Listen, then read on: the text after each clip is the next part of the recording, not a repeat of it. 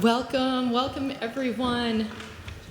I'm Julia Whitehead. I am the founder and CEO of the Kurt Vonnegut Museum and Library. It is so nice to see many familiar faces, but also a number of new faces to our audience. We have a number of people and organizations to thank for this program. This program is the kickoff of our NEA Big Reads program. Hopefully you all received your complimentary books. They were provided by the National Endowment for the Arts as part of this national program. We're one of 62 cities that were selected for an NEA Big Reads program. You'll hear a little bit more about that later, but I also just want to acknowledge the staff of the Vonnegut Library. They're mostly out there, but we have Fiona Duffy in the back. Wave to Fiona. Fiona is our our communications manager, but she also does a host of other things, including event planning, clearly, as part of this. So much of what we've been able to do is through your efforts, Fiona. Thank you so much. I also want to acknowledge our board members in the audience. If you're a member of the board, please raise your hand, and thank you for showing up. We very much appreciate you. And big thanks to Eunice Trotter, Eunice and Indiana Landmarks Black Heritage Preservation here at Indiana Landmarks. We also want to thank our friends from Indiana Remembrance Coalition. Raise your hand. Thank you so much for your support, not just for this program, but other programs that we've worked on together. We always love partnering with you. We have sponsors to thank, so you can see them on the screen. These particular sponsors are for our, these are our Big Read sponsors. So I mentioned the National Endowment for the Arts, Indiana Humanities, the Lacey Foundation, Amundsen Davis Law Firm, Visit Indy, and again, the great in-kind support from Indiana Landmarks and Indiana Remembrance Coalition, and IUI, Arts and Humanities Institute. We have these wonderful speakers with us tonight. I'm not going to go into lengthy biographies because a lot of their work is going to come out in the discussion, but I do want to mention that Eunice Trotter is the director here of of Black Heritage Preservation program here at Indiana Landmarks. And then Alelia Bundles, journalist, historian, all-around fabulous Hoosier native, and we'll learn more about you as well. Britt Red, founder of Ubuntu Planning, not Center, I screwed this up before. Studio, Ubuntu Planning Studio. And Jacoby Williams, Dr. Williams is the Ruth N. Halls Professor and Chair of African American Diaspora Studies at Indiana University. And then we have James English. James English is currently retired, but has held a number of different positions, but he's here tonight for his participation as the first president of the Indiana State Employees Union. We'll hear a little more about that, but also Mr. English he served in the Vietnam War. So that will play into our conversations tonight as well. So each panelist is going to give us about 5 minutes of background on their topics. Some people have prepared slides, some people are just going to be talking without slides. But after they provide this background for us, they're going to sit back down, and then I'm going to ask them some questions I've prepared. And then at that point, Fiona will, and perhaps another member of our team, will gather your questions on your note card. So make sure to write those down, or let us know if you need any help with getting your question together. And then we'll ask the questions. And then after we're all done, Eunice and Fiona they have books available tonight at the table out front where you checked in. They will be signing books if you would like to purchase one of their books. and get them to sign. And then we'll wrap up the evening and all of that. But let's see what I missed here. Okay, the major sponsors. These are, I'm not going to read all these folks, but these are folks who help us every year practically with our programming. And then now, so I mentioned our big read. This is the author, Jess Walter. Let me see if I can play this. He sent a message for you all.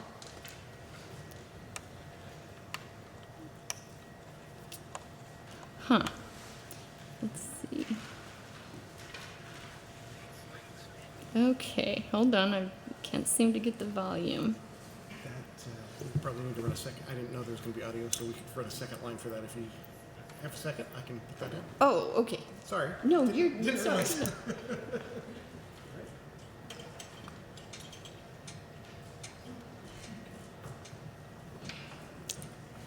Okay.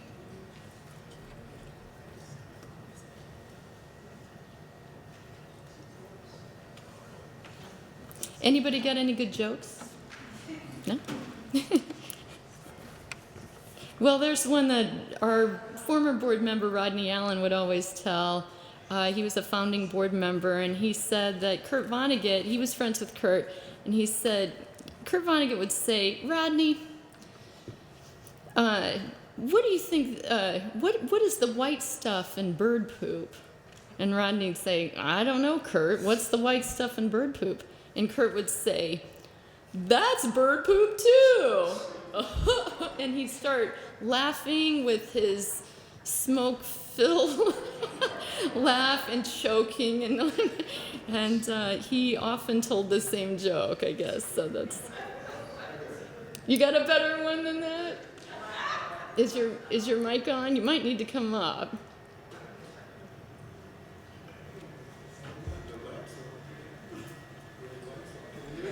It might kick in. Yeah. What? Do you want to walk out? Okay. There was a farmer at a farm, and the bull was in the bullpen, and this crow had a bad wing, and was caught in the bullpen, and the crow couldn't get out. He kept trying to fly out, but for some reason he had a bad wing.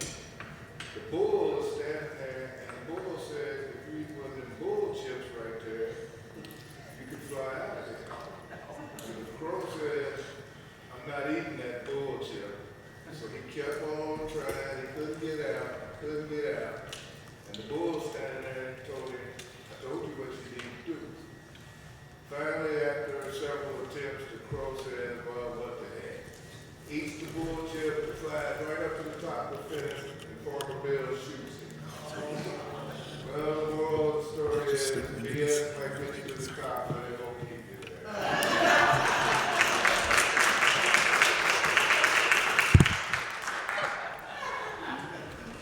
We all set?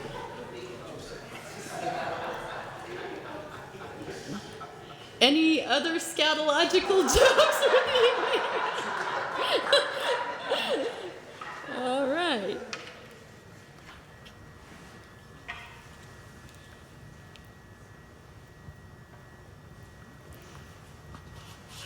The anticipation. Am I excited to have my book, The Cold Millions, be the big read choice of the Kurt Vonnegut Library in Indianapolis? I guess you could say that. From the minute I wrote The Cold Millions, I thought this is a book that Kurt Vonnegut would like. It's filled with humanism and humor. It's an adventure tale as much as it is a story of income inequality and labor rights and the way history repeats itself. I'm so excited to be involved with the Kurt Vonnegut Library this year, maybe to come to Indianapolis in September and answer any questions you might have about this book, about Vonnegut's influence on my work, about the time I met him, and about fiction writing in general. Thank you so much for choosing The Cold Millions, and I look forward to talking to you about it. Hey.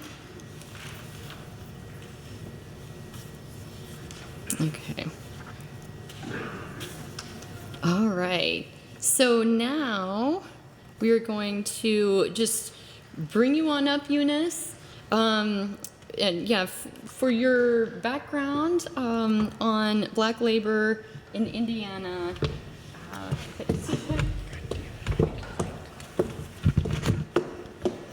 Greetings, everybody. I am going to speed this up a little bit so that I can kind of cut to the chase for time's sake.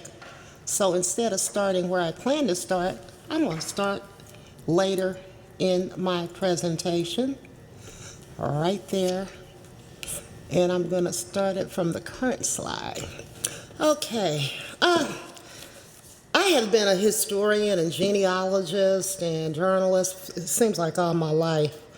And so in studying my own family, I learned a bit about Indiana's history, of course.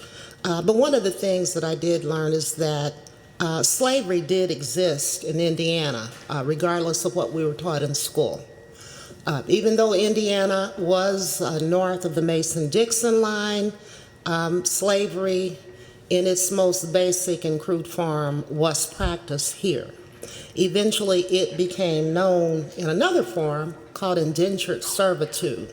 Even though the 1787 Northwest Territorial Ordinance and the 1816 Indiana Constitution banned both slavery and indentured servitude. These indentures were not the indentures that we learned about in school, where someone would pay for passage from Europe here and work that off, or be a minor and work until they were of age. Indentures of African Americans were for 30, 60, even 90 years. The payment was something to eat and some place to sleep. We have found in doing the work that I am doing now several copies of these indentured servitude contracts. I had already found that contract of my own great-great-great-grandmother, Mary Bateman Clark. Mary Clark was one of two women in Indiana from Knox County. Originally, both were from Kentucky, came to Indiana as slaves, and were left to live in Vincennes, Indiana, which was the capital of the territory, Indiana Territory, prior to statehood.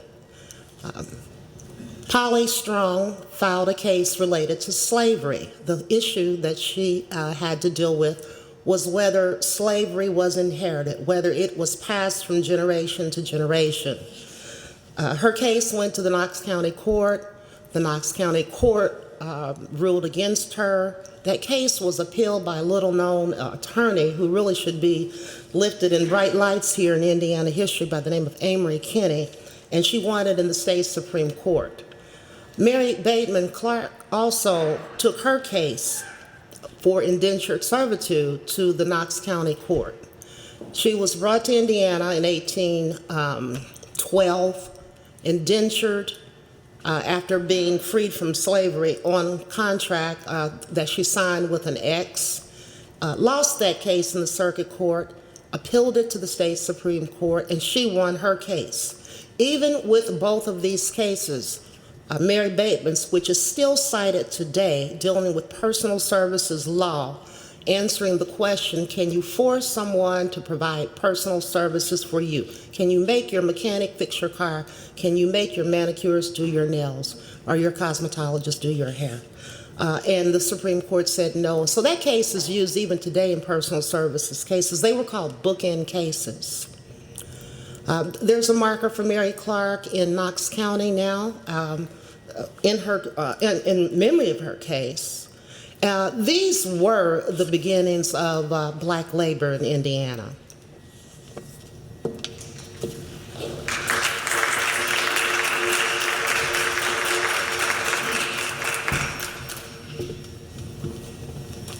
Good evening. Eunice, isn't that your great-great-grandmother? But Eunice, no, did she say that? Oh, okay. Okay. I'm sorry. Yes, an important case. So I'm really delighted to be here. When Julia called me, I'm like, Julia, I am not an expert on labor. So, but she asked me to talk about Madam Walker and the people she employed and what went on in the Walker building. So I'm going to put my little clock on here so that I I don't. need to mention who you were because I don't think. Oh, oh, okay. Look. So I'm Alelia Bundles. I grew up in Indianapolis. I went to North Central High School, and I'm Madam Walker's great-great-granddaughter and biographer. My mother worked every day in the Walker building. So that's how I've come to tell this story. And excuse me, I'm just finishing the cough drop because I have a little bit of a froggy throat. So let me see, can I? Oh, good. Yay. All right, so you all recognize this picture. So Madam C.J. Walker, there's the long story. I hope you all know the basic story. Born in Delta, Louisiana, 1867, orphaned at 7, married at 14 after, to get away from a cruel brother-in-law, had one child, Lelia. Her first husband, Moses McWilliams, died when she was 20. She moved up the river to St. Louis, where her brothers had become barbers. They had left in 1878 as part of one of the early migrations from Mississippi and Louisiana to the north. And in St. Louis, they were barbers at a time when black men dominated the barbering trade. So that's another labor headline that most people don't know. But at a time when people needed to be shaved every day, black men had been servants and they became barbers. And some became quite wealthy or very influential, like George Knox, who was the publisher of the Indianapolis Freeman. But her brothers were barbers. She's still an uneducated washerwoman, really struggling. Her hair begins to fall out because of hygiene issues. Most people didn't have indoor plumbing during that period of time in the 1800s and even into the mid-1900s. And sometimes in some places like Lowndes County, Alabama, they still don't. But that's another story. But that gave them a little bit more status. They were members of St. Paul African Methodist Episcopal Church in St. Louis, and Sarah Breedlove, the poor washerwoman, joined the church, and it was really the women of the church who began to give her a vision of herself as something other than an illiterate washerwoman. And she founds a company. She starts selling hair care products in St. Louis and then in Colorado and moves to Indianapolis in 1910. So this is around the time she arrives. And so this is a labor picture. It triggers me to think about her nieces to her left. Right behind her is Alice Kelly, they called her the forelady of the factory. So women were in top management in the company. She had been a dean of girls at a black boarding school in Kentucky. And then to the left of Alice Kelly was Lucy Flint, who was her bookkeeper, so who would have been her accountant today. So that you can see Madam Walker is creating job opportunities for women. And she surrounded herself, she had not had a lot of formal education, so she surrounded herself with people who were quite skilled, who had more education than she did. And that was really part of the secret to her success, was making sure that this workforce was offered something in great dimensions that she didn't have. She was a master marketer. She was a genius both at creating products, her wonderful hair grower, putting her own image on the products, and using that to inspire others. She built her first factory in Indianapolis. It was right behind her house, which was on West Street. So you know where the Walker building is now. And if you go a little bit north, there's a funeral home facade, and then the apartment buildings.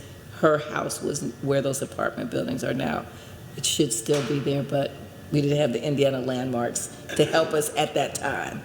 But in that factory, upstairs was the Walker Beauty Parlor. So this is creating jobs for women. Madam Walker is traveling all over the country. And then this is the office of that was the office of Madam Walker's office. And I see that I have 1 minute, so I'm speeding through this. Madam Walker is meeting with various business leaders, including Booker T. Washington. Her daughter persuades her that they need to be in New York. They expand to New York. This is her attorney, F.B. Ransom. Judy Ransom Lewis is in the audience. She was very smart about having him. That kept the business operating very well. These are women in leadership roles. I would just mention that Marie Overstreet, who later became her bookkeeper, was a person who had the highest civil service exam score in Indiana in 1918, wanted to go to work in Washington in the War Department, but when she sent in her picture, they told her they were not hiring. But so she was very happy to work for Madam Walker. But you can just see the women who worked for her. This is her convention in 1917 with women who had come from all of the United States, the Caribbean, and Central America, who otherwise would have been sharecroppers and maids, and in some cases, school teachers. The Walker Building was built in 1927. There were Walker beauty schools all over the country. Thousands of women were trained to be Walker agents. And these are some of the women who are working in the factory, in the shipping room. And this is the day's shipping, going to the post office. Many women had home beauty salons in addition to the sort of fancier on the Main Street beauty salons.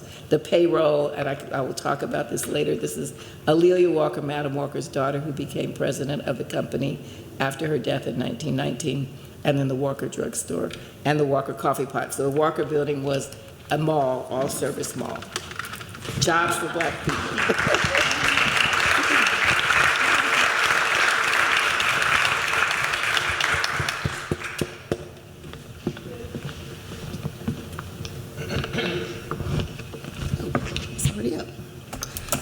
Good evening, everyone. I'm Britt Red. I'm so thrilled to be here as a part of this panel discussion today. Before I tell you a little bit about myself, I want to take a moment to give a shout out to two incredible women who have done so much when it comes to preserving the vibrant heritage of Black Indianapolis, Alelia Bundles and Eunice Trotter. I'm so humbled to be sharing this platform with you. Your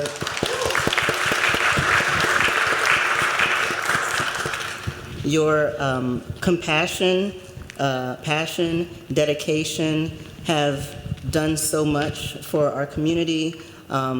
You've really paved the way for us to have this conversation that we're having tonight. And you've greatly influenced me as a planner and as an educator, so thank you so much for your contributions to our city. As I mentioned, I am a planner and an educator. I am an adjunct professor in the College of Architecture and Planning at Ball State University, where I work to help the next generation of urban planners embed equity in their practice. Regardless of whether I'm teaching planning theory, research methods, or social and environmental justice in architecture, during class, we critically examine the history of city planning and how it can impact contemporary practice. Outside of academia, I'm the principal planner and founder of Ubuntu Planning Studio, a firm that is dedicated to fostering humanity, solidarity, compassion, and coexistence with communities. And our mission is to really unbuild inequity and co-create spaces that are rooted in liberation. And the way that we do that is through trauma-informed practices and resident-centric planning. I'm also working on a research project. This has kind of been a passion project to me, where I'm combining empirical research with historical context. And this is something that I'm really passionate about, because oftentimes when there's studies conducted investigating disparities, they don't include that historical context, and oftentimes that can lead to the people being blamed for their conditions. So it's so critical that we consider that historical context. So my research is using, as I said, empirical data in collaboration or in combination with historical context. With generous support from Indiana Humanities, I'm combining some of my mapping, spatial analysis, and historical analysis with oral history interviews with some of the folks that have lived in the most polluted areas of Indianapolis, in hopes of uncovering some of the factors that have contributed to, the disparities in our pollution burden. And these are just some of the factors that I uncovered through my research. The first one is really important because I think it's foundational to not just environmental justice, but segregation, the mindset that is driving racial segregation, which is the cultural construction of hygiene. This is when it comes to residential segregation, when it comes to labor roles, anything that was deemed non-white was dirty. And I'm sure we'll get to that a little bit later on. And some of these other things you might be a little bit more familiar with, zoning practices. Oh, sorry, let me go back. So this picture in the right, upper right corner was an actual ad that was advertising for Louts Brothers, and I can't remember the other soap manufacturer, but this is kind of illustrating erasing blackness because blackness was deemed dirty.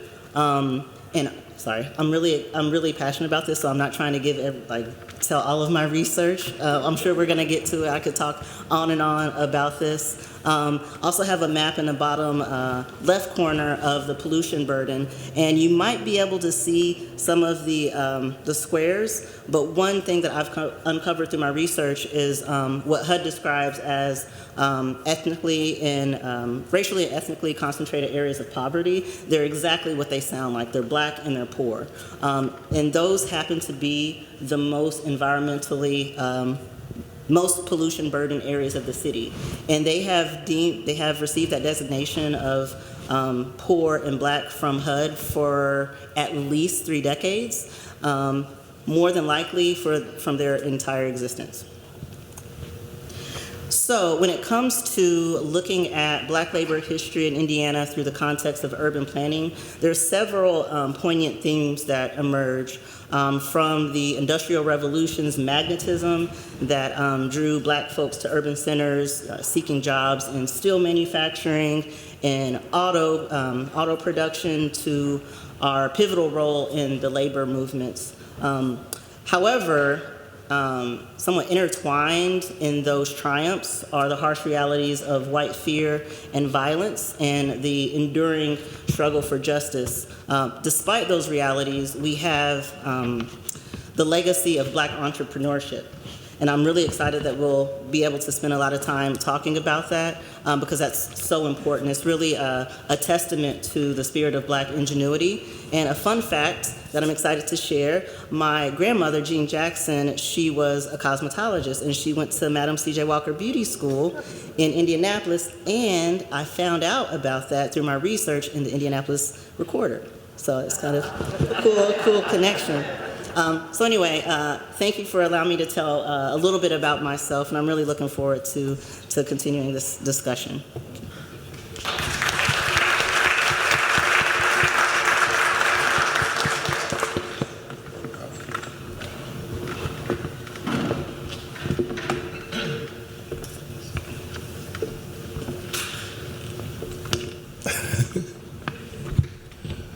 How's everybody doing? You know, when Julia asked me months ago, we were talking and I was telling her about when I had got involved with the labor movement with state workers 30-some years ago and eventually ended up as the president of the union.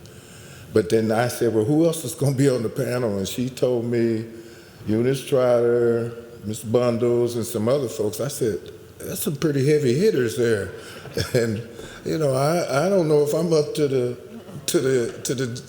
job here, but she said everything will work out, and just talk about what went down when I was involved with labor. I started working for the state of Indiana in '85, and in 1988, Evan Bayh was elected as the first Democratic governor in the state in 32 years.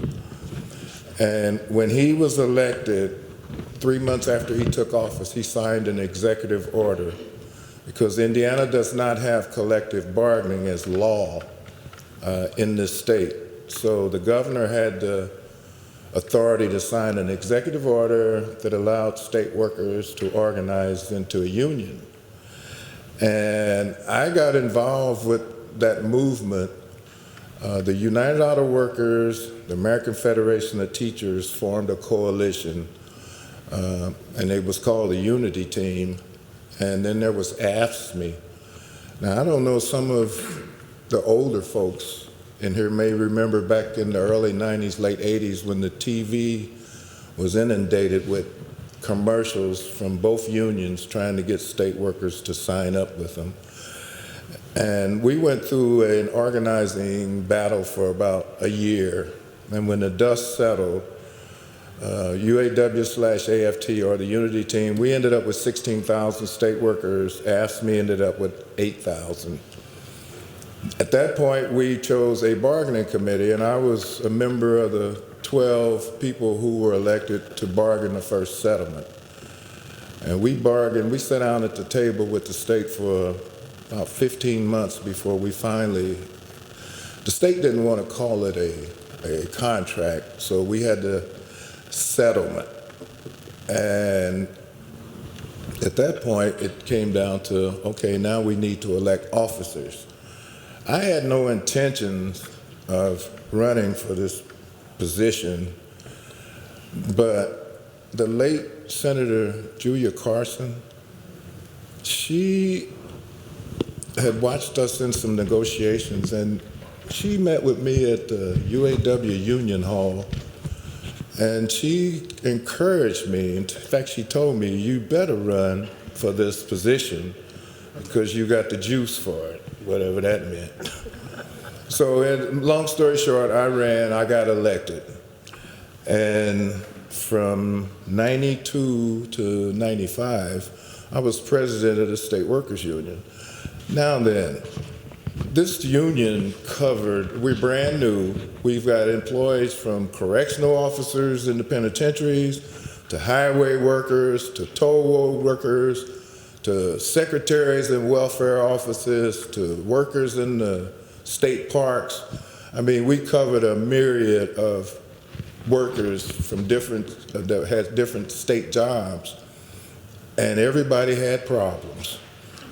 And as the president, and we had a board, a couple of vice presidents and some representatives around the state, but most of the calls were coming into James English on these issues.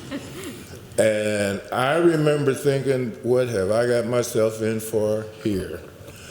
Locally, we were dealing with, if a lot of you recall when they were closing Central State Hospital. I was president during that period, and we were fighting tooth and nail to try and keep that hospital open because there were some issues with the staffing level there. And Evan Bayh, the governor, decided he wanted to close it because they had had a couple of patient deaths out there. And when we sat down with the governor and explained to him, you've got psych attendants who are supposed to be responsible for like 6 patients. Out there, it's a ratio of 18 patients to 1 psych attendant.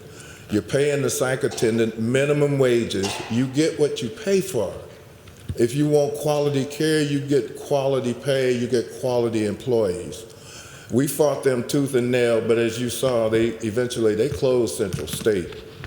And our problem after that was, okay, the workers that we represent out there, where are their jobs? Where are they going to go to work at? Second of all, the patients who you will want to put them in group homes. I'm getting signals here from my daughter that I need to wind it up. So, but real quick, as the president of the state workers, the first president of this union, we had a myriad of problems, and we really dug in and made lives better for a lot of the workers that we represented. Now, we had 16 years of Democratic governors. When Mitch Daniels was elected governor, within the first 24 hours, he wrote off the executive order allowing the union to exist.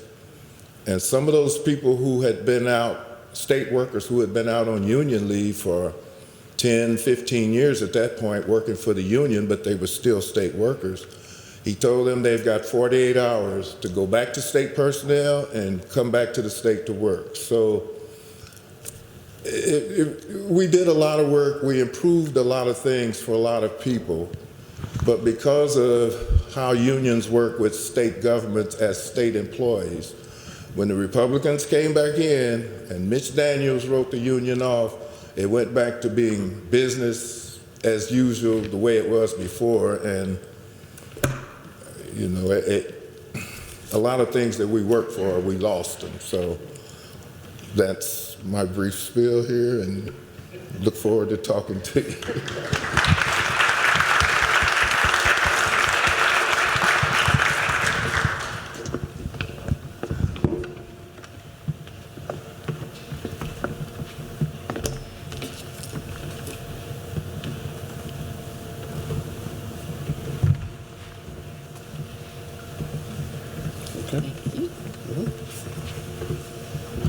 Greetings, everyone. So I also am not a labor historian or scholar.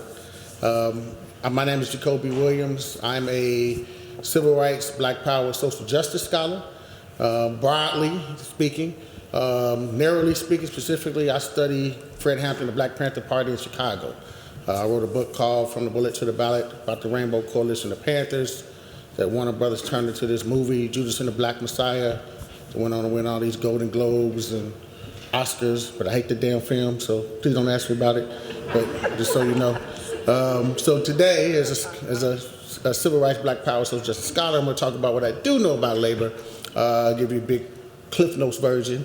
I'll talk about the push and pull factors of labor that drew African Americans to the state, and then some of the current context, the bookends, in the past that got us here, then what's happening now, and dealing with labor and the Poor People's Campaign and the fight for some of those issues of poverty today. All right, so quickly as possible. How did we get here? African Americans in the state of Indiana, mostly through two great migrations, World War I, World War II, and labor. So I'm gonna spend some time talking about the ways in which the South tried to restrict the ways in which African Americans were coming to the North because of the ways in which our labor was being exploited in the South, and then some of the things that happened here I may not have to go into.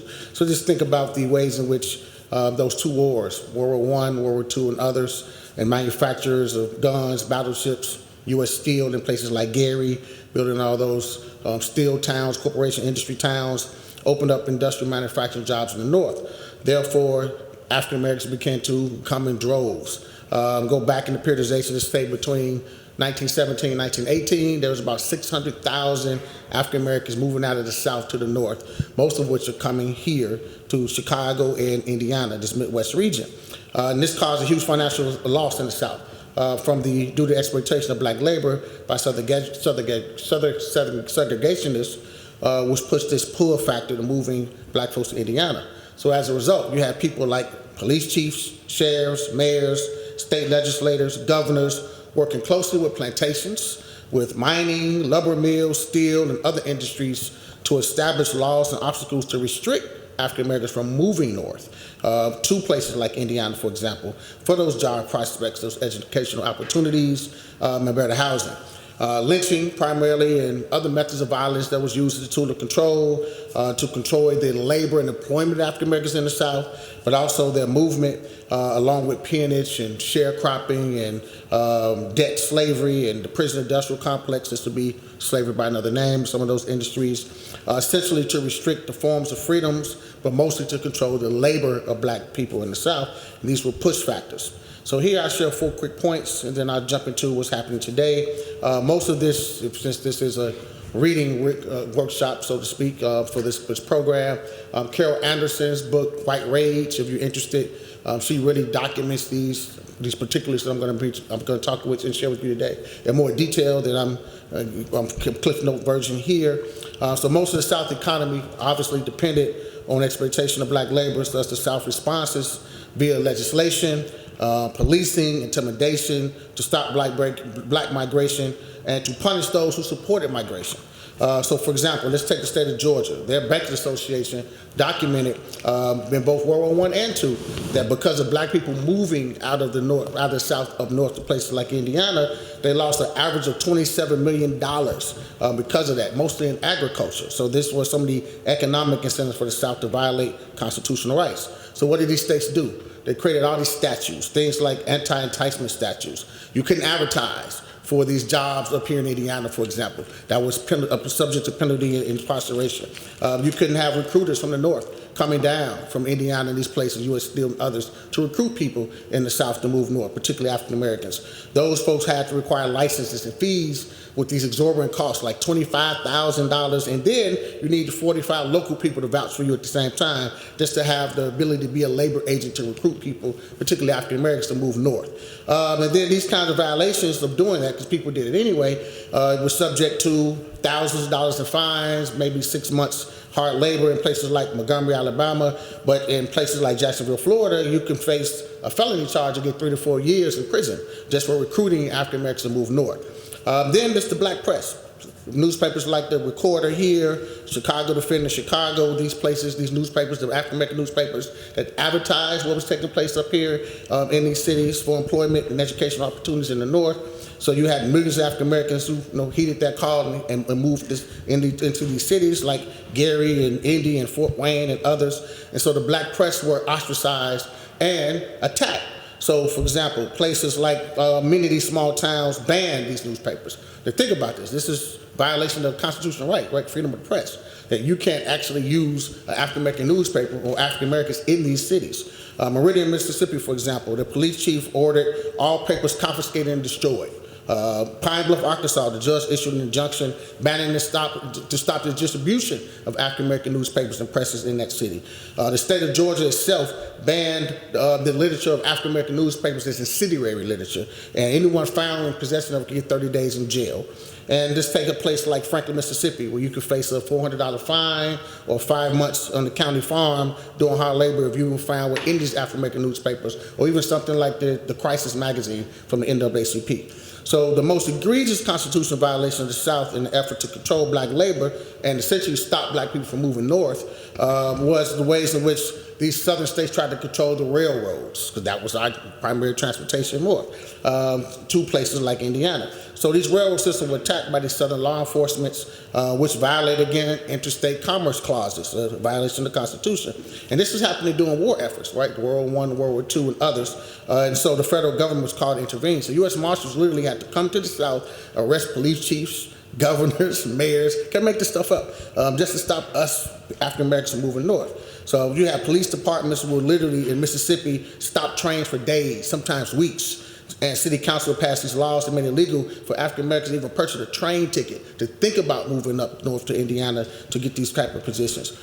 State of Georgia, their police department shut down police train station that has search warrants. And so if you happen to be anywhere near a train station, they search to see if you had any tickets. And you had a train ticket, you could be arrested just for buying a ticket. Just think about this. These freedoms that are being violated. Just left Memphis. I flew straight here from Memphis for this talk, and much of which is I'm sharing with you, I shared with them.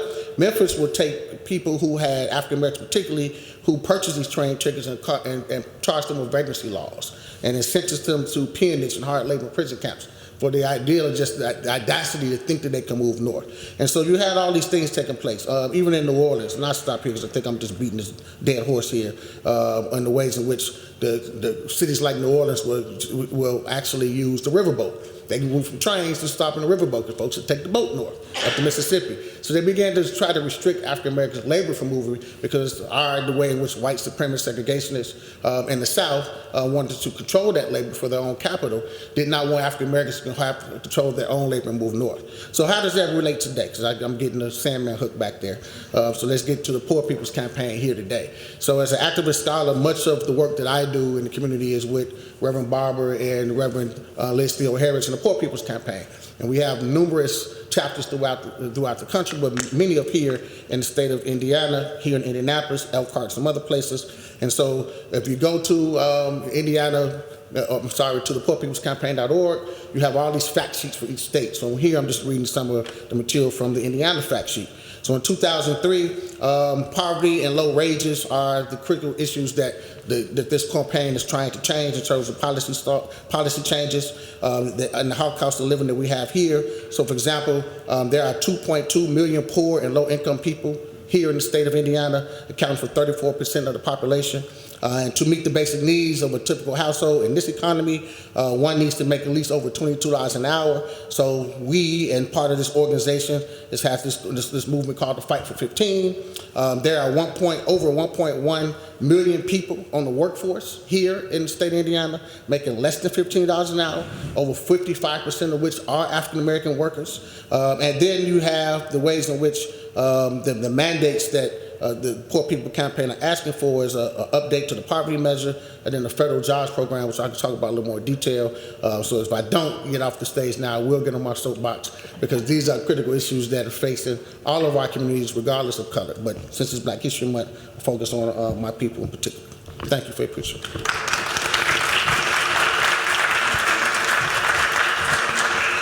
Okay, well, you can see there's a lot of information to cover tonight. So as I go through, I have questions for each person, but really they're kind of questions for everybody too. I saw this interview on some news program with someone in Texas, and the topic was the border, and this individual who was not very much for humanity made the comment, well, we built this country and we're not gonna just open it up to anybody to come, you know, to come in and sponge off of us, or something to that effect. So I would just want to jump off of this theme of we built this country and who built this country, right? And so let's talk a little bit about the past, but I also want to know, because you're fascinating people, each one of you, right? I want to know what are you doing now that in the future people are going to, look back on history and say, oh, look what Eunice was doing. She started the very first Black Heritage Preservation Program at Indiana Landmarks. Like, let's talk about what you're doing right now. But then also for, the future, Dr. Williams touched on this a little bit, but what should we be doing now to make equity issues better for our future Black labor in Indiana? So I think I'm going to start with you, Ms. Alelia, on you've shared the Walker industry, the manufacturing industry, and what conditions were like there, and what else was going on at the same time for Black laborers, and that seems like such a dichotomy. And can you talk a little bit about those differences? Sure. Well, just to pick up on what Jacoby was saying about the labor being controlled in the South, that there was a real resistance to people going north, and part of Madam Walker, Sarah Breedlove's brother's journey north was in 1878 and 1879, when it became clear that sharecropping was not going to be profitable. And so there was a man named Pat Singleton who told Black folks in Mississippi and Louisiana that there was free land in Kansas, and people lined up on the banks of the Mississippi in much the same way people from Central America are lining up at the border now, because they had just had enough. And they went north, and her brothers and her family minister, who was a state senator during Reconstruction, were essentially chased out of Madison Parish, Louisiana, because they were advocating for their rights. But there was even a Senate hearing on this, the removal of Black people, the removal of Negroes, I think is what it was called. But because the owners of the plantations did not want people to leave, they wanted to put barriers. So that sort of was her family journey. And then specifically with the women who were working for her, I mean, she had been a sharecropper at that point. 90% of Black people lived in the rural South, and in some in cities, but mostly in the rural South. There were no opportunities. So when she created this economic opportunity for women to have their own businesses, that was incredible for them, that as they were moving to the cities. And just two quotes is one, when people wanted her products, and because they said, one woman said, you have made it possible. Before I started using your hair care product, my hair was 1/8 of an inch long. Now that I've been using Madam Walker's wonderful hair grower, my hair is down my back, and I've been able to throw my wig away. So it was about the hair, but it was always about economic independence. And one of the testimonial letters was, you have made it possible for a colored woman to make more money in a day selling your products than she could in a month working in somebody's kitchen. And they turned that economic independence into political power, so that when the buses were going to the March on Washington, I've just come off a civil rights tour, so all of that is in my head. But when many beauticians contributed to paying for the buses to go to the March on Washington, so that economic independence led to political activity. Okay. And did you want to jump in? Yeah, just to lay a more even historical foundation for what was going on. In 1851, Indiana changed its constitution. And that change said, no blacks may come into Indiana at all. And if you're here and you do not have a job, too bad. Because there were laws that stopped residents from hiring these African American people. Now keep in mind that it was during a time when there was just an influx of migrants, African Americans coming into Indiana, that was very similar to what we're dealing with now with Mexican immigration into the United States. And so these people were seen as interlopers. They were carpetbaggers. They were people who were undesirable. And then our laws prevented them from getting work, keeping work. And then our social standards, because I've just read several articles where businesses were destroyed, our social climate here also resulted in businesses being destroyed, torched, arsoned, that kind of thing, for those who were independent. So that was the foundation.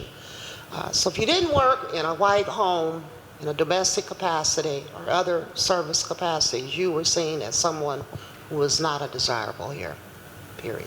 And as you all know, there were many black farming communities starting in the 1820s and 1830s, but some people were chased off their land. Yes, yes.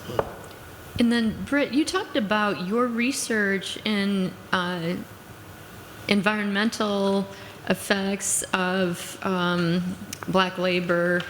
But can you go into some of the details about like what parts of the city are you looking at and specific examples?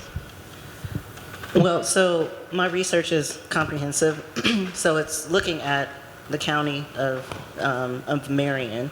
However, for those of you who are familiar with Indianapolis, when it comes to the intersection of poverty and race, there's like just a handful of places that have that, but then also pollution burden. So one of the things that I noticed in my research was these kind of pollution hubs, and I would say near West Side, kind of like the Unwa area, and then Martindale Brightwood. So they harbor like the majority of the pollution burden. And this has to do with the historical development of the city. If you look at where these locations are, for Martindale Brightwood, they're highly industrial.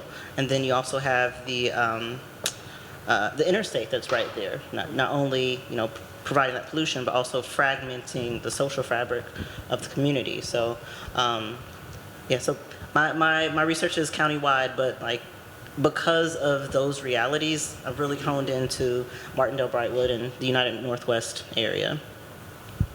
Okay, thank you. And then James English, I want to tap into your time in the military a little bit, and I'll connect that later with your position with the union. But can you talk a little bit about what it was like as an African American man serving in Vietnam during civil unrest in the U.S.? Yeah, that's a loaded question there. The first thing about that era, because in my senior year in high school, Martin Luther King was assassinated 2 months before I graduated. I was 12th grade. When I graduated from the 8th grade, John Kennedy was assassinated. And so we went through a period in 4 years where, we didn't realize at that point the historical value of how that was going to affect our society or us. Now, the riots of the 60s, I was in high school, and when I'm in high school, Vietnam had been going on for years. I mean, we grew up with it, and in my era, the guys, when you were in high school back then, if you didn't have a physical issue or did not go to college, then you were going to get drafted and you were going to the war. And I went to college one year. When I didn't go back to second year, the admissions office at the school got in touch with your local draft board. Your deferment went from 1Y student deferment to 1A. And I got the greetings, the letter within 3 weeks. You open it and it says greetings. Basically, your number's up. And at that point, I thought, I don't want to do 2 years in infantry in Vietnam, so I'll go join and take an extra year to get something other than infantry. Well, that's the route I went, and I ended up doing something that was worse if I had gone into infantry. I became a Morse code interceptor. In the areas we operated in Vietnam, we got hit a lot. And everything backfired. I thought I was making good moves, but it didn't turn out that way. And as I look back on that, I had been to Vietnam and back before I was 21. So I attribute it to, at that young age, trying to make these decisions for something that was pretty heavy. It didn't go the way I wanted. And then when I came back to the States, I had some issues, like a lot of us did, and it took me a while to get straightened out, but I finally was able to get my life back together. My wife right here on the front row, she was married to me before I went to Vietnam, so she has a lot to do with how I was able to get things back on track. But a lot of guys that went over there and came back, the ones that did come back, a lot of us had issues. And how we dealt with those issues, some of us were not able to deal with them, some of us were. And I think, in my case, I had a good support system, so I was able to, it took me about 8 or 9 years, but things worked out for me, so. And when I got into the labor business as a state worker, there were a lot of things that you draw on from military experiences that were valuable in that arena. So, you know, I guess as I get older, I appreciate the experience more of what I learned, and I didn't realize how I had learned, or some of the things that I picked up that I didn't realize until maybe I got in my 50s. And I'll be 74 this year, so, you know, but I think that because of the guys and our ages, and we were very young, I tell a story real quick. I was 19, I had orders to go to Vietnam. Me and my wife, I came home on leave for us to get married. I was 19, she was 18. A lot of states had laws that said the girl could get a marriage license at 18, the guy had to be 21. And so when I come home to get married, I had to get permission from my parents who were living in Kansas City, Missouri, to get a marriage license here in Indiana to get married. And back then, that's the way it was. But you know, I had orders for Vietnam, I'm in the military, but I have to get my parents' permission to get married. And you think about that in hindsight. How crazy does that sound? But anyway. Well, so my father was in the Army Air Corps during World War II, and he finished flight training right as the war ended. he came back to Indiana and married my mom. And I was talking to a friend, and I said, well, you know, my mom, she stayed home. We just had 6 kids. And, you know, she was like the moms of the 1950s, you know, doing a lot of stuff, trying to manage the family like everybody. And my friend, who's not white, said, boy, you don't know anything. You think everybody in the 1950s was just, all the women were just hanging out at home? It's like, well, that's what my mom did and my friend's mom. It's like, that's what I know, right? So Dr. Williams, can you talk a little bit about how things were for Black families I'm talking about the 50s, but feel free to address any time period that you want. Oh, we have to share, sorry, yeah. How Black families were in. I guess the fact that, so you know, my friend was saying like, no, Black women were working. They were tending house for people so that those women didn't have to, you know, didn't have to do the housework or other sorts of jobs. That period, and then I've heard you speak before, and you talked about the Black Panther movement and really the empowerment of young Black people and lots of, you know, different age groups. But I guess that kind of period is what I'm talking about. Oh, okay. Well, briefly, women have always been the backbone of the African American community. I don't care what period you choose from, and I will say kidnapping enslaved folks to abolition to the turn of the 20th century to today. The key organizers, the folks who hold the community together, whether it's the family or kinship networks writ large, always been women, just to be quite frank about it. Unfortunately, men get all the credit because they're out front, but it's the women that do all the work. Without the women, we wouldn't be here, just to be quite honest about it. But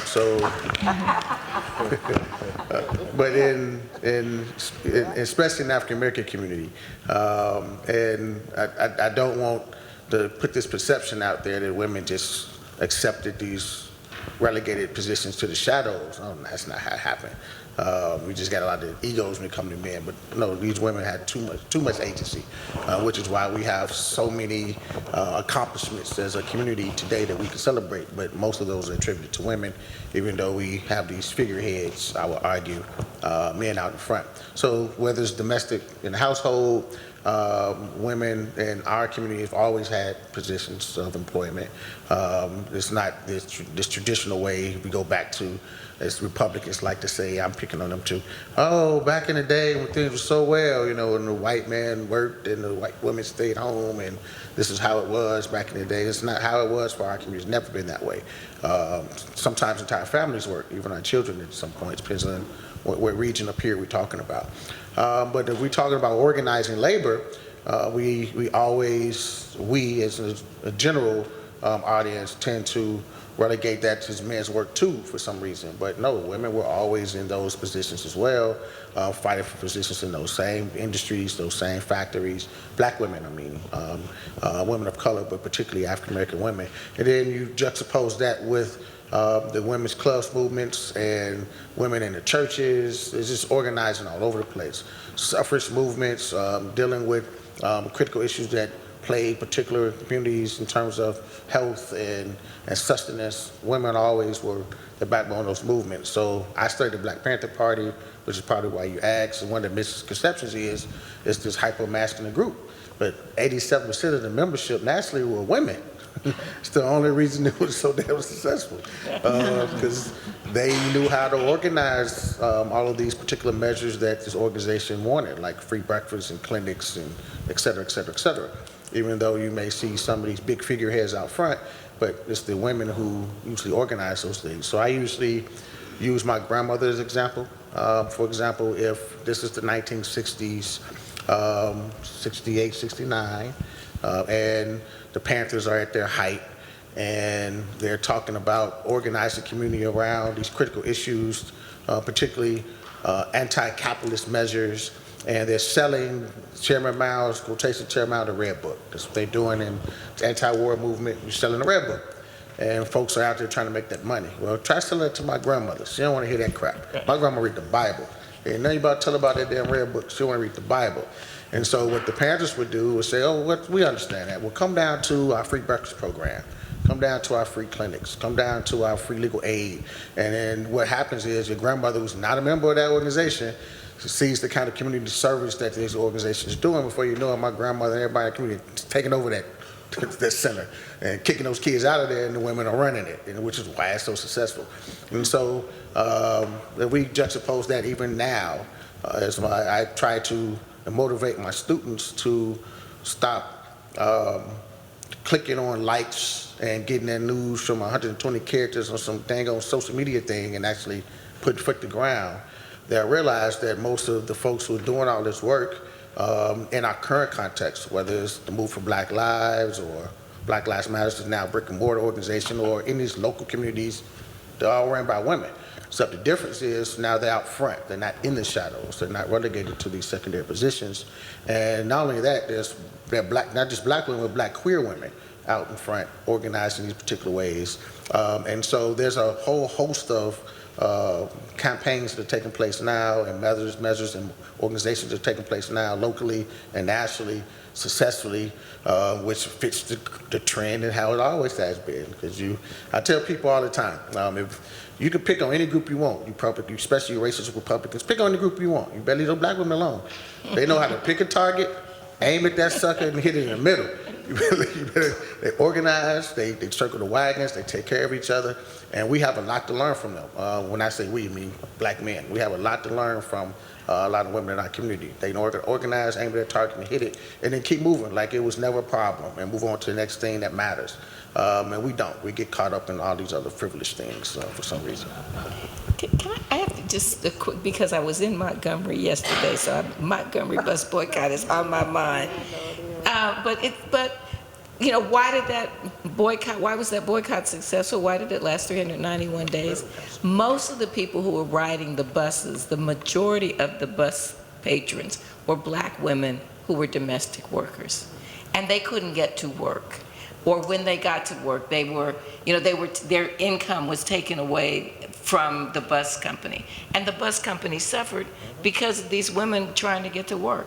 So that was a labor issue. It wasn't just, because somebody in our group said, well, why was that an economic disaster for the companies? It's because their customers were black women.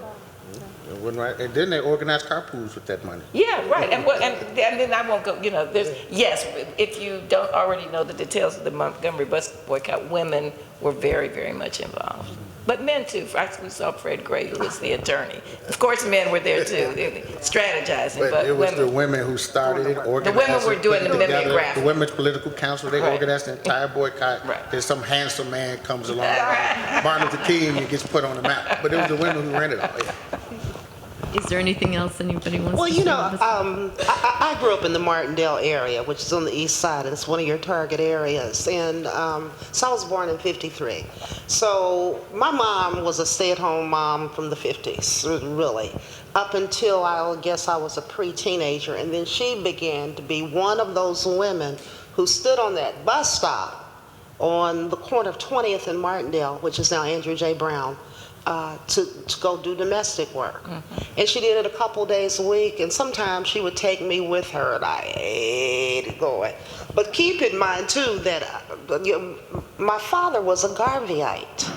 And so I grew up as a Garveyite. And so there was this conflict always in our household over my father's independent separatist notions and my mother's desire to go make money and being employed. She hadn't attended college or any of that. She did go through Addicks High School, but came out with not really marketable skills. Plus, she was, a stay-at-home mom for many of those years. My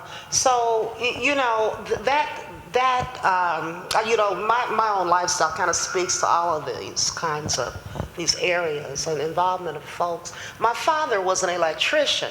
So he never worked for anyone. He had his own company. It was based in our home. We were taught to say East Side Electric Company when we answered the phone.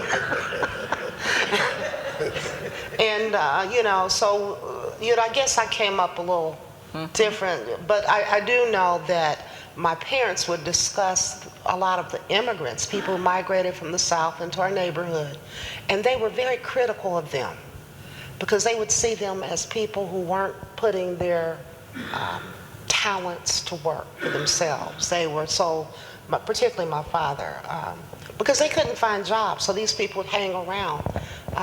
There was this elite class of African Americans, and my family was part of that too, the lawyers and the teachers, who called these black people who migrated from the South and couldn't find work and hung out on the avenue, birds of passing. And one was even quoted a few times in the Indianapolis Recorder calling them that. But that was the situation. They came with no skills, sometimes no motivation to be entrepreneurial or no know-how. And there we had this class of people who were stuck in this position of need because of the inability to find work, a job. Well, and you use the term entrepreneurial, and all of you are entrepreneurial, and, to a certain extent. And I love that you shared that family story, right? In which you're, thanks. In which you're, the electric company too. Yeah. That is just very cool. Do you each have any stories that you would like to share about your personal black labor family history? Well, for me, it's making me think about all the time that I spent with my grandmother. So my experience as a child is very grounded in the African proverb, it takes a village.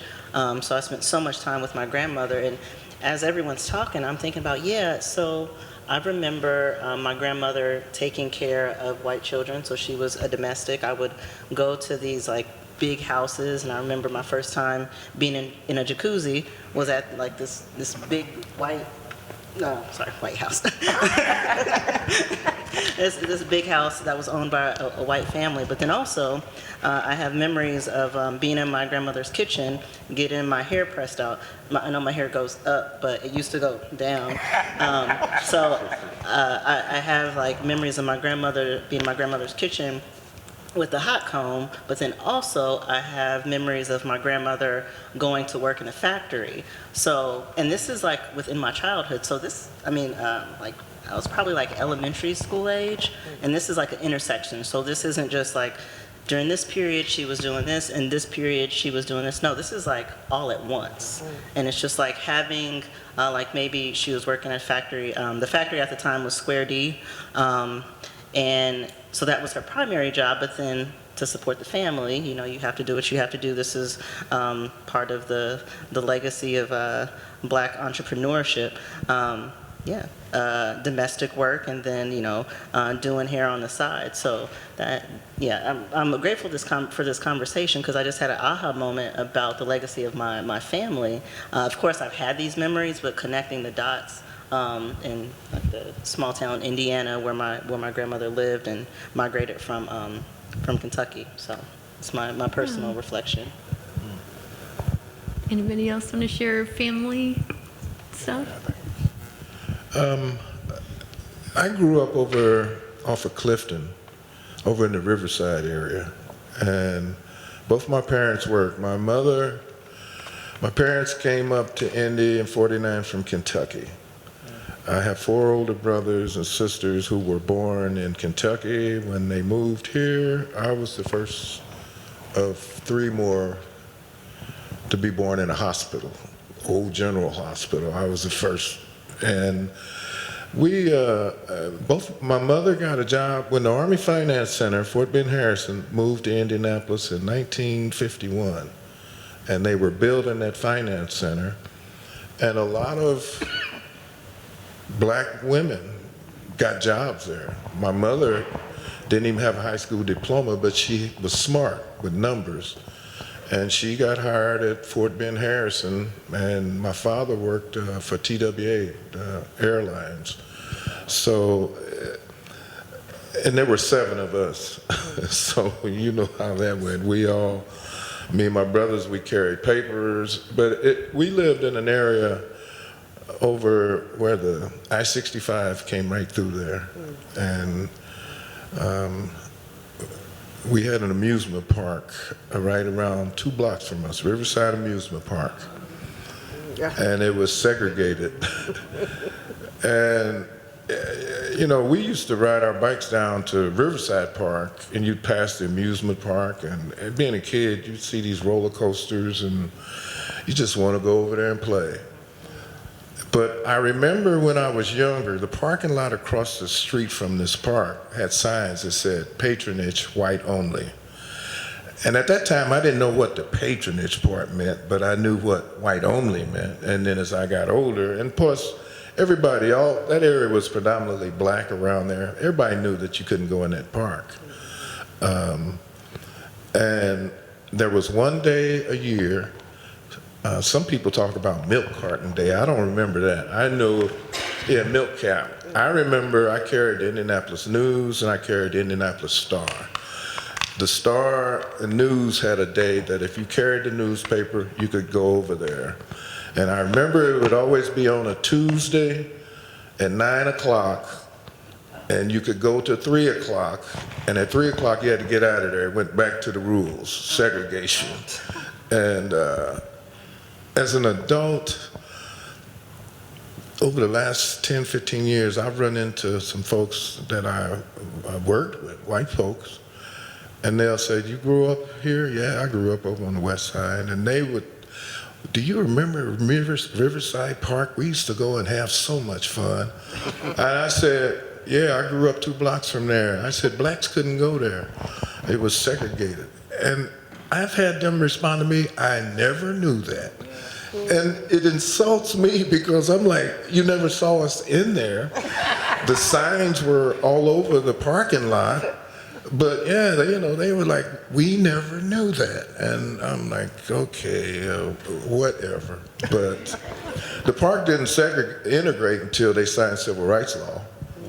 And at that point, it was down on the end. It lasted till, I went to Vietnam, it was open time. I came back, it was done for. So, but protest, I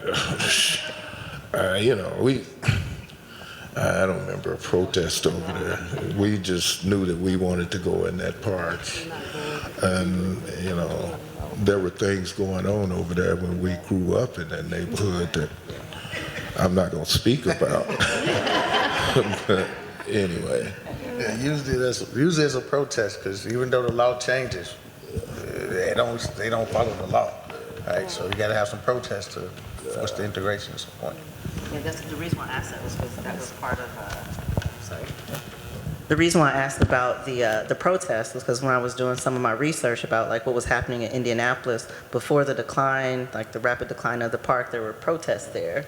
So I was just curious if you experienced that, if you had any familiarity. Also, was it actually called Color Frolic Day? Have you heard of that? No, I never heard of that. Yeah, it's wild. I never knew about Milktop Day. I just knew about Star News Day. And, those other days, I never knew about them. And I didn't know about protests. I mean, as far as we were concerned, we protested every day we rode our bikes past them. So, I just have a quick entrepreneur story. So my mom's family is the Walker family. So that's the bright lights.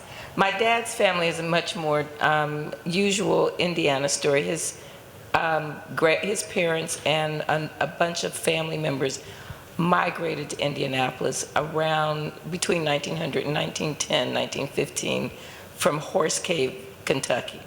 Very rural, not educated. So my grandparents got here there and lived on the south side worked for the Pennsylvania Railroad and the coke plant. So all the fathers that's where they worked, and they were literally on the tracks. And my grandfather, and I don't know how much, he had very little education, but he was very entrepreneurial. And there were 9 kids. So they had, there were chickens in the back, and he always owned a car, even though he couldn't drive, but he used the motor to make a saw.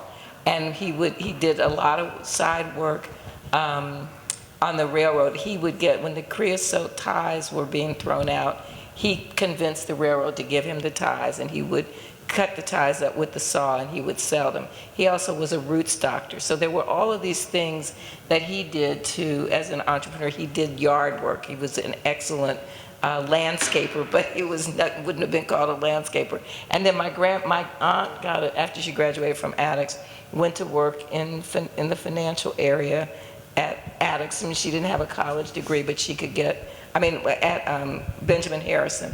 And then my grandmother was a maid at Benjamin Harrison. So those were jobs that people were finding after the war. Well, we have questions from the audience. So let me just start with this one. This gets us back to labor unions. Many today say that labor unions have ceased to be relevant. Do you feel they are still necessary and important? Why or why not? Are they more important for workers of color? Can I answer that? As we saw in the last year, unions, especially private sector unions, with the auto industry, unions are on the rebound. I mean, unions of over history have peak times and valley times, and they've been in the valley for a while, but union membership is making a comeback, and not only for blacks, just everyday people. These companies are making profits, and that trickle-down effect that the Republicans, that's part of their platform, is these people make more, trickles down to, it doesn't trickle down. And unions are what has made a lot of Americans' lives a lot better. And they are on the rebound. As we saw with the auto industry here this past summer, a couple of more of those large companies that were struck or threatened with strikes. And it's really asinine that these companies are making gobs of money, but yet still they don't want to share it with the workers there. So I you know, they're very relevant, and they will continue to be relevant. A lot of what happens with unions, though, is what happens at the ballot box, because we all know one party is more sympathized or more along with labor than the Democrats, and then you look at Republicans, and you know, they're kind of like anti-labor, and so the ballot box, and when I was president of State Workers Union, that's one thing that I used to have to press to our members, especially being a state union. You don't get any clout in this business unless you got large percentages of your voters who are participating. And when I got that position, and we had data that showed that at that time Indiana had like 38,000 state workers, and the percentages of the ones that were voting was like less than a third. And I remember when we saw that, it was like, and they give you 2 days off. When there's elections in this state, you get a day off in May for primary, you get a day off in November. And they still wouldn't vote. And then when issues would come up about why we can't negotiate with the state and get higher pay or some more vacation days, it boils down to they know state workers don't work, don't vote. And in this business, those who vote, they get the sharpest knives and they get a piece of the cake. We get nothing but crumbs here because you guys need to go and make sure you vote. And what really was appalling was the fact that when we were negotiating the contract with the state and we was trying to squeeze some pennies out of them, because those 2 election days that you gave state workers every year, some of the facilities that are 24/7, like the prisons, the mental facilities, and we had members there, on those 2 days, they have to pay them holiday pay. The state looked at it and said, okay, we'll offer you 60 cents an hour more across the board, but we're going to take those 2 days because they don't vote anyway. And then they got to looking at how much we're going to save the state in holiday pay. And we rejected that outright. It's like, no, we're not going to go down that alley. But when you try to explain to the folks, the ballot box, the ballot box, the ballot box, it's the bread box and the ballot box are the same box, And in our business as a state union, if you come to the table and show that you got percentages in some of these rural counties that are voting, you'll get something done. But if, you know, the stereotype is when you go to the State House and talk to those representatives, they used to tell us, state workers don't vote. So what do we care? They're not going to vote us out of office. I'm so glad that you brought that up because it made me think of, for the historians, we're so used to hearing the saying of, if you don't know your history, you repeat it. And I truly believe that's what's happening right now. In my urban planning history and theory class, we spent a chunk of the semester talking about the Industrial Revolution and how there were innovations that occurred during the Industrial Revolution that completely changed American society. So before like the cotton gin and like these different innovations, we were doing, there was artisan work. And so when we kind of mechanized labor, we were able to do all these amazing things. We provided opportunities and for employment, folks from black people from the South coming up to the North, participating in industry. You have immigrants coming, folks out in the country coming to the urban core. But what the important outcome related to what we're experiencing today is wealth that we've never known before. So that's when the Carnegies and Rockefellers came to be, because we had these inventions that completely changed industry. And we had, supporting industry, like I said, creating wealth that we've never known before. And if you look at what happened after that, there were slums that were created because, industry is amoral. There's no, you have to be beholden to the morality of the Carnegies and the Rockefellers, which, profit is what they think about oftentimes. So you have these slums that are being created, and in response to these slum conditions of the workers, you have the progressive era, which this is where labor unions come out. So it makes sense to me that this is what we're experiencing. During that class, I had a student ask me, do you think we're experiencing a second Gilded Age? And so that's what that period of time of that wealth was known as, was the Gilded Age, where you have these people that had enormous wealth, and then you had the contrast of people that experiencing poverty that we've never known before. So it does seem like that's what we're experiencing right now, and how industry has changing. We have the Elon Musk and Richard Branson, and we've never seen someone that could buy a rocket and take rich people to the moon and stuff, while also we have people that can't survive. And now, to me, it makes sense now that we're seeing labor unions reemerge, because we need that advocacy now. I just want to point out a consequence of the loss of a union. The Indianapolis Star is my example. I started there in the 70s as a reporter, and it was unionized. And in that unionization, reporters had their guild, and with photographers. We had, lines of areas that we didn't cross. Reporters didn't do photography, nor did they do other kind of artistry. In the early 90s, Gannett Corporation, which was known nationally for busting unions at these newspapers, acquired the Indianapolis Star. And today, if you see that star, you know it is not the star of 25, 30 years ago at all.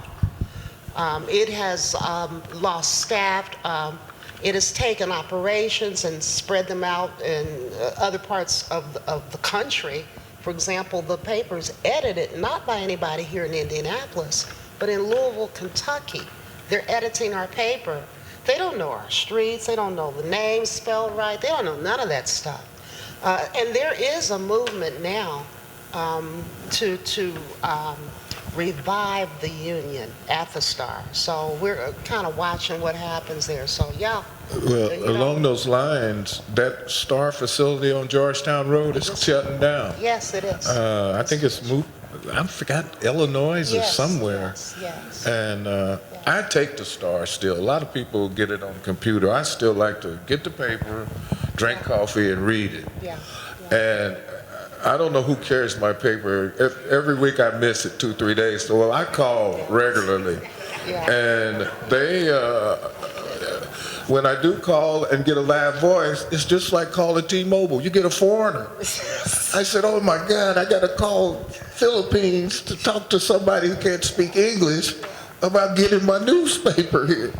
But yeah, they're moving the whole operation out of Indianapolis. Yeah, and the community is suffering for that. Yeah, The yeah. accountability is not there that used to be there, in terms of being that watchdog for government. You're not getting the kind of quality of stories, not the investigative reports that you used to get. So, yeah, it makes a difference when a union is not in place.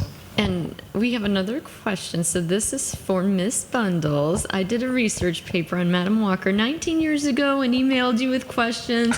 Thank you for responding and answering my questions. Still remember that. Look, one of the great joys of my life is students emailing me and learning that they got an A on their report. So I hope you got an A. Thank you. So this one's about the GI Bill. We attribute the GI Bill for creating the middle class after World War II. The GI Bill did not benefit people of color the same way. Can you discuss how it was different? The GI Bill, which mainly was being able to get a VA loan to get a house, and then eventually money to go back to school. And the house part of it, even though you could do it, red line was very prevalent back then. So regardless of whether you were a veteran that could access that GI Bill, you still had to go through a bank. And in the 50s, right, especially after World War II, that was prevalent. A lot of blacks the veterans weren't going to college after World War II, which taking advantage of the GI Bill. So it was a good move, but most blacks didn't really benefit. Most black veterans didn't benefit from it. And like I said, the housing, the redlining was horrible.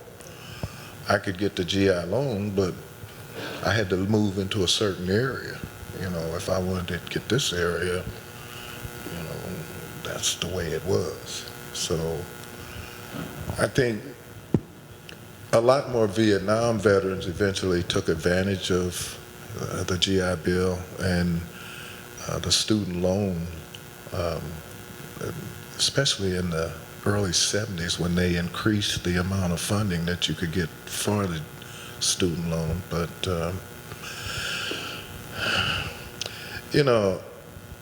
when I came back from Vietnam and was looking for work, and you would get an interview, and I used to hear things like, you got out here that you're a veteran, you served in the war. And you'd even hear people in personnel say, my uncle or I know people, a lot of those guys are crazy when they come back. I used to hear that a lot. And it got to the point where when I would fill out an application, I wouldn't even put it on there. And then I would be asked, well, what did you do with this time period here? I was just around. I figured that was better than just saying I was in Vietnam and getting told that, well, you might be crazy or something. But yeah, the veterans, they were not given a good shake back then. And when Bush went into Iraq, and I was watching on TV, and they were listening to testimony from congressmen supporting before they voted to go over there. And as I watched each one of them, both parties get up there and voice their support, nobody got up and talked about the fact that, okay, if we commit to this, make sure you got the mechanism in place to take care of these veterans when they come back. Don't do them like you did the Vietnam vets. It never was mentioned. And when they started coming back, they started having the same problems that we had. Hospitals were in bad shape. Services were in bad shape. I mean, everything was horrible.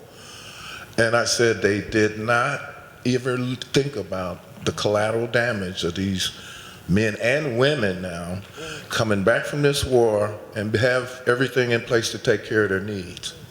Not even. So, you know, a lot of us, when they talk about that rah-rah and patriotism and stuff, you know, there's a cost with that. And, you know, a lot of us paid the cost and didn't reap the benefits of it, so. Well, so Dr. Williams, I'm going to start with you for this question, but everybody is welcome to answer it.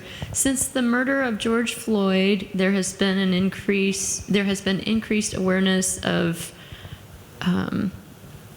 the can you make that word? I thought I had it and then I lost it. Of opportunity for African Americans, or inequity maybe of opportunity. Do you think this awareness has started to show up in more opportunity, or do you think it is just business as usual? This is my opinion now. I'll be clear about this before I start getting hate mail from state legislature and everybody like I get every year. George Floyd moment, the tragedy of that murder was just that, a moment. It didn't last long. So if you pay attention to the last 18 months, maybe even 24, with all the anti-CRT, anti-DEI, anti-SEL, anti-African American history taught in schools, anti-AP, I can keep going on and on, because I've been zigzagging this country from state to state to state, fighting Serica Huckabee in Arkansas, fighting DeSantis crazy ass in Florida. I just got back from El Paso fighting Abbott in Texas, and all the crap just happening around the country. Moms for Liberty, don't get me started on this racist, white supremacist organization. I'm in a dozen school boards in 14 states just in the last 4 months, fighting these Moms for Liberty issues, just for the right to learn about my history or who I am as a K-12 student. It's crazy. So that moment, that George Floyd moment was a great one. Not that you can call his murder great, but the ways in which the country responded, because people wanted to do something. But then you get these adverse effects. Reel me in if I get on my soapbox. So historian, just back up a bit. So this is 2020 when this happens, and you get all these companies that want to donate, put out money, give money to something, do something on behalf of what happened to George Floyd, because everyone wants to make sure that they're not considered part of that racist ideology, whether they agree with it or not, because silence is participation in it. If you know better, you don't do anything. So all this money comes into play. And they want to throw all this money at Black Lives Matter. But Black Lives Matter is not an organization. It's a code name. It's a hashtag. It's a connection, a conglomerate of all these various local community networks, but it's not a brick and mortar company group like the NAACP or the Urban League. So because of all this millions and millions of dollars that floods in, they had to create an organization. So you get Black Lives Matter, now the organization, and these chapters throughout the city, and you know what happens when money gets involved. You get all of this infighting and all these other issues that happens. So that's one caveat of the adverse effect. So the movement stalls in a number of ways. And so I'm very much involved with the movement for Black Lives, not technically Black Lives Matter now, the organization with officers and so forth and so on in chapters. Not that there's anything wrong with those groups, but that's what we're already doing. So shortly before George Floyd, Barbara Ransby at University of Illinois, Chicago, she runs the Social Justice Initiative there. Obama had brought all these organizations to the White House, these Move for Black Lives folks, to ask them, what is it you want me to do? I'm the leader of the free world, where is it? And they sat there on national TV and argued amongst each other about crap, and Obama kept hitting the table, but what do you want me to do? And they had nothing to say, right? It's just all about you not doing this, you're not doing that. So Barbara Ransby had the genius and the ability to bring all these groups to Chicago. We sat in this room with them for 4.5 days, scholars and these organizations, 77 of them, from, you name them, from Dream Defenders, dealing with issues on the border, to LGBTQ plus issues, transgender issues, to Blocks Together, to the Black Youth Project, all these groups. and then sat them in a room just to look each other in the eye, because all we do is like stuff on Facebook and take over Lakeshore Drive and as a protest, but have no solution.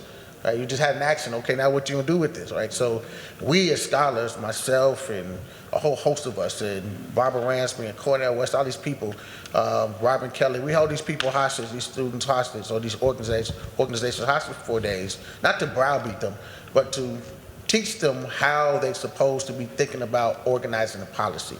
And so out of that, you get this movement for Black Lives. You go to m4bl.org, moveforblacklives.org, you see this whole platform of things. And then that same year, I moved to North Carolina on the sabbatical, and I meet Reverend Barber.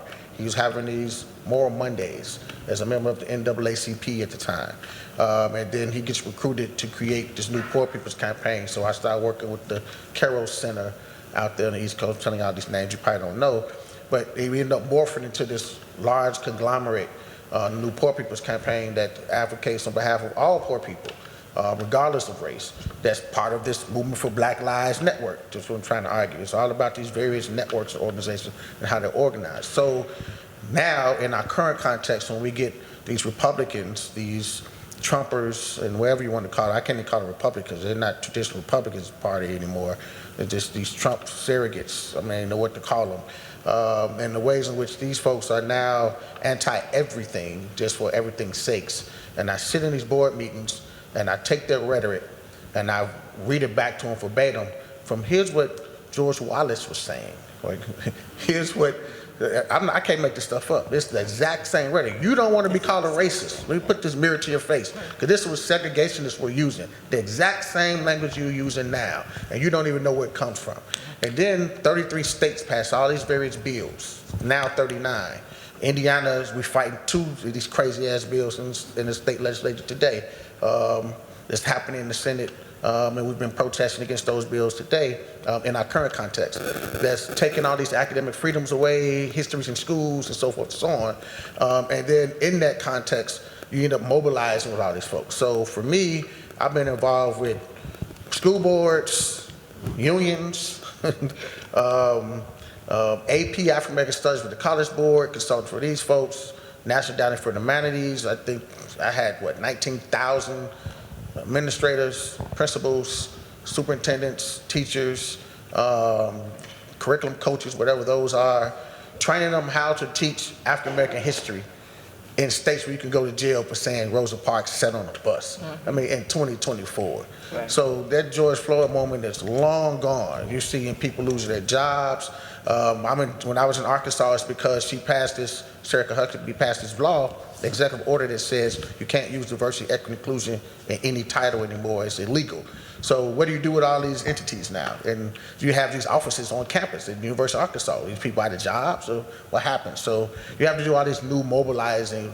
Now, unfortunately for us, it's a lot of work, but these are not new phenomena. We just return to the past to see what worked, use the methods that we have today to implement them in a more nuanced way, and we usually beat these bills back. It just takes a lot more work, a lot more energy, but these are not new phenomena. So some of the same issues that we are facing now after George Floyd, when we thought we had this moment, which I'm a pessimist. My students hate to hear me say this.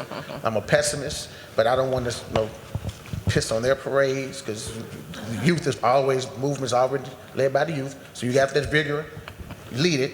But I'm a pessimist because I've seen this before. So after George Floyd happened, all this money started flowing all over the place, all this DEI stuff, and everybody's giving these consulting jobs. And enjoy it while you can. I give it about a year or two and be back to business as usual. And here we are. But Jacoby, this is something that I've been saying for the last few years. Who is getting those jobs? The DEI jobs. Yeah, the DEI jobs. Who is getting those? And it's mostly white females who are the DEI hired DEI people, consultants. Right, because we forget that women are a minority, right? So, which brings up another issue. These same white women help in affirmative action, when they're the one demographic that benefits more than any other group. Yeah. In affirmative action, the white women. These same DEI positions and these same white women have fight against affirmative action. And it's I want to make sure that it's not understood that it's beating up on any white women, because That's not exactly what I'm doing. But I don't want it perceived as something that is benefiting African Americans. These DEI programs are not necessarily benefiting African Americans. So Well, not all of them. I went through them all under the bus. It depends on what we're talking about. Your eyes glaze over when you go through like, girl, here we go. Depends on whom we're talking about. So I try to be specific when I critique them, because if you're talking about corporate America, not really. No. But if we don't have the DEI programs, I'll give you a perfect example. I live in Carmel. I pick on Carmel all the damn time. When I moved here, and I shouldn't tell this story, but I work in Bloomington. I don't want to live all the hell way up here, but this happy wife, happy life stuff is overrated. So she want to live all the way up here. Fine. I get this realtor who wants to show us everywhere to live. So we looking at Greenwood, looking at all these places, but he won't show us anything in Carmel. Well, why we can't live up there? He says, my daughter lives there, so I can't live where your daughter lives. So show me where your daughter lives exactly? And right next to her, literally 2 houses down, I want this house, right next to your damn daughter, and I'm firing you if you don't get in this commission. So I moved to Carmel with this idea that this is going to be this overly racist place, because that's what the stigma was. You hear about Martinsville, you hear about Carmel, and you move to this place. And I moved here from Los Angeles, so it was a real culture shock in some places, right? So I get into Carmel. I still have neighbors there. I don't know names. They haven't spoken to me in the 11 years I've been there. But what happens is I have children, and I don't want my kids growing up saying, Daddy, all these things are happening, what did you do, right? Because every generation has to struggle, which is why I don't piss on the youth. It's your turn now. You need to carry the torch. And so we, as parents, revolutionized their common school district.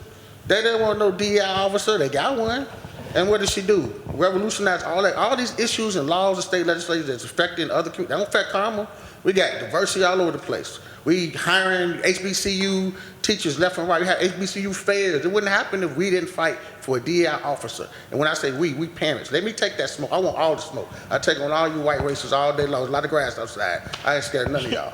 But I don't want those people to lose their jobs. So let me as a parent take on the position, help you get it. So Terry is doing wonderful work. And now all these people are imitating us. Now the mistake we made, I thought Fishers were more, progressive and egalitarian, and we didn't pay attention to them. So Zionsville, Noblesville, Westville, everybody's been imitating what we've done as parents and organizing activists in Carmel, taking that. Don't get me wrong, there's a lot of pushback. People don't like what we're doing because we still ain't cracked that high school yet.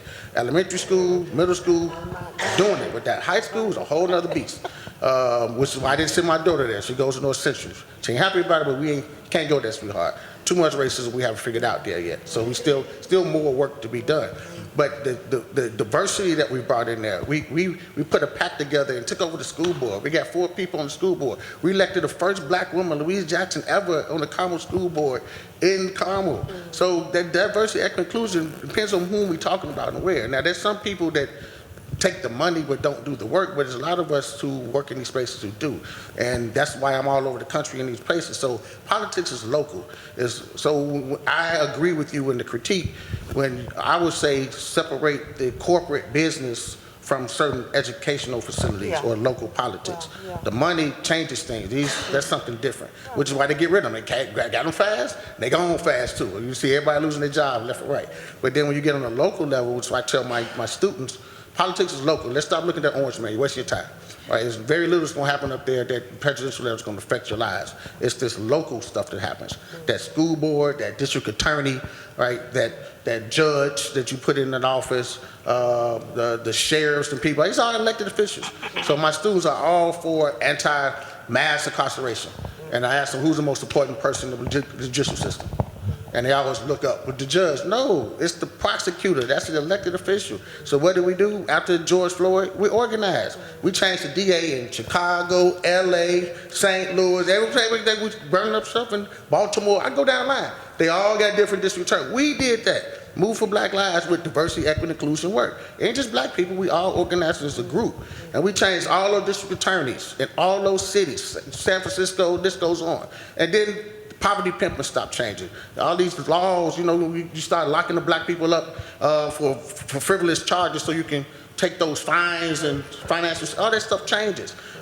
In Chicago, for example, and I just pick on Chicago because Chicago is the most racist city in America. I don't care what nobody say. You'll never convince me otherwise. It ain't run by Republicans, damn it, it's run by Democrats. Since 1933, most racist city ever. It ain't in Mississippi, it's Chicago. Now, we got that district attorney replaced, got Kim Foxx elected and re-elected. And the first thing she did when we got in office, because we wanted to end mass incarceration, was open up a charge against, you guys probably don't remember this, Officer Van Dyke, who shot Laquan McDonald 17 times in the back. And first thing she did, and why is this important? She filed charges, took him to court, convicted him, and got him sent to prison for the first time in Chicago history ever. An officer got tried, convicted, and sentenced for committing a crime while in uniform. It had never happened. So you want to change things, you actually got to get out on the street, not like stuff on Facebook, and do some organizing. So which is why we brought all the folks to Chicago, and why I tell the students, y'all just got a lot of work to do. And then I ask them to raise their hands, which is to your point. If you want to change your community, and you want to be a so-called revolutionary, you want to create these changes, raise your hand, and all these hands go up. And I said, all right, now leave them up, or you want to do it for free, and all the hands go down, to your point. And that's how you lose. You can't change your community, change the kitchen community and issues in your community if you want to get paid for your freedom. It doesn't work that way. So I turn to the past, and we talk about these women, we talk about the activists, we talk about civil rights, whomever you want to talk about, labor organizing. They ain't doing so they get paid, right? Their work is for the future. It's for to make sure that they create the next generation in a particular way that they've done their work, so that you can pick up the mantle, because someone's going to come and take it. As you rightfully articulated, it ebbs and flows, right? So George Floyd happened, there was a tragedy. All this income came in, all this capital. Jay-Z all of a sudden got a political bone. Everybody in politics now. And this stuff never happened. NFL is against these things. Y'all just get Kaepernick 2 years ago. Wait a minute now. Then everybody throwing money here. Now here we are, back down this business as usual. So it ebbs and flows. But the ebb goes up when we force it, though, which is why we need the youth involved. And voting is another issue. So DEI is the critical issue that's being that's waged by the right for these diversity, and this will be my last point, is voting, because you mentioned something about the union, but our youth don't vote. So that's the issue we have today. That's my critique of our youth. So we got two large voting blocks, and it's not by accident that these states, Indiana is one of them, that you have 39 states that's now making voting restrictions even more stringent in all these various ways. And they're targeting not just black people, but targeting the youth. Why? Because the larger demographic, the baby boomers, they make about 38% of the voting electorate. But when they vote at 96th percentile. I don't care if they're in a wheelchair or walker, they want to vote. Now, most of them vote Republican, unfortunately, but they vote. The largest second demographic, 35%. These new, I don't know what you call them, millennials, Gen Zers, I don't know what you call these people. But every year, one of them turn 18, right? Every year, that demographic is getting larger. The problem is they'll show up to poll at 16%. So you're giving away your voting powers. But if you begin to vote in the way in which you do, you're gonna always win these elections. And the Republicans know that. They don't hide that. Mitch McConnell to Trump, everyone's on record saying, if we allow people to vote in a democratic, equitable way, we'll never win an election. They're not hiding it. So they're passing all these stringent laws targeting the youth, regardless of race, because they don't vote Republican most of the time, right? They think in these more progressive, more nuanced ways, because they're mostly led by women and people of color and so forth and so on. Yeah, I'm getting it. And and then Britt is going to get the last word here. I'm sorry about the soapbox. No pressure. I mean, that's why I invited you, right? I know you. I thought it was important. Yeah. So no pressure, right? So I'm really glad that you described George Floyd as a moment, because as a country, we've experienced countless moments in American society. In 2020, we described that as Black Summer. In 1967, we described it as a long, hot summer because there were hundreds of protests, hundreds of civil disobedience actions. And in response to that, we had our president release the Kerner Commission. And for those of you that aren't familiar with it, Lyndon B. Johnson wanted to know, why is this happening? And obviously, we know why it's happening, because poverty and systemic racism. In 1919, we had a Red Summer because of lynchings. And so this will continue. History repeats itself. The issue that we have is the failure of Reconstruction. So we had a unique moment in time to change the trajectory of American society. So overnight, with the Emancipation Proclamation, we went from a society where one human being owns another human being to that being outlawed. So the laws changed, but what about the minds and the hearts of the people? That we never did anything about that. There's a really good author, Resmaa Menakem. He has a great book called My Grandmother's Hands, and he talks about collective trauma. And this is something that I talk to my students about. As an individual, if you experience something traumatic, you can name whatever trauma. You can deny that trauma. You can not talk about it. You can just attempt to completely forget about it. However, that trauma continues to impact every aspect of your life, the way you interact with people, some things that you may not even notice. And the way Resmaa explained this is, if you remove the context from trauma, it begins to look like something else. So in American society, we remove that context. So trauma in an individual, if you decontextualize it, it looks like character. In a family, trauma decontextualized looks like family traits. And trauma decontextualized in a society begins to look like culture. And so basically what I'm getting at is we haven't addressed the collective trauma that we've experienced. So until we do that, we'll continue to have these summers and the summers happening and people saying, oh, this is our strategy, we need to do this, we need to do that. However, we have international examples of countries that experience state-sanctioned violence and what they did afterwards. So we have South Africa with apartheid, which was basically copy and paste, but they perfected their version of Jim Crow. But I think most importantly, we have Nazi Germany.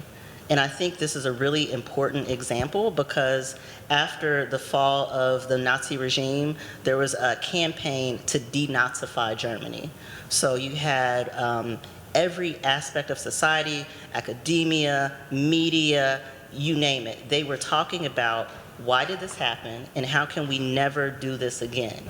So in the United States, we've never addressed that. We've never addressed the enslavement and white supremacy. So, right. So during Reconstruction, we had the unique opportunity to eradicate white supremacist ideology, and we never did that. We simply relied on the laws. And as you know, laws can only go so far. We're human beings. And that's my 2 cents. We have to acknowledge the atrocities that happen at the hands of our government and work diligently to eradicate that ideology from society, similar to what was done in Germany with denazification, in South Africa with the Truth and Reconciliation Commission. And I love that you shared that. I love that you shared that. And it even goes to, James and the amusement park and what is happening now that people will remember, Well, I just cannot thank you all enough for what you shared with us today. And thank you so much for your questions and for participating. Thank you. And